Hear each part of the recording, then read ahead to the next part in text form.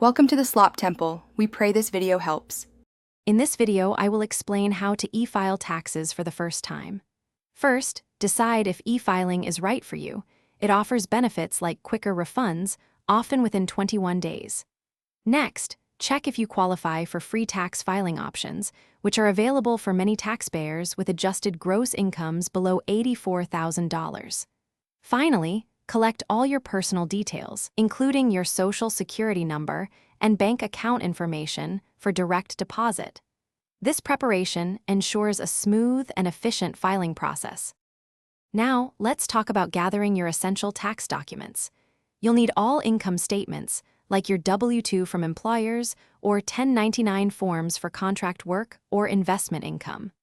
Don't forget records for any deductions or credits you might claim, such as student loan interest or child care expenses. Organizing these documents beforehand, perhaps in a dedicated folder, will save you significant time and reduce stress during the filing process. Next, it's time to choose your e-filing method. You can select from various reputable tax software programs, many of which offer step-by-step guidance. Alternatively, consider a certified tax professional for personalized assistance. Once you've chosen, carefully input all your financial data.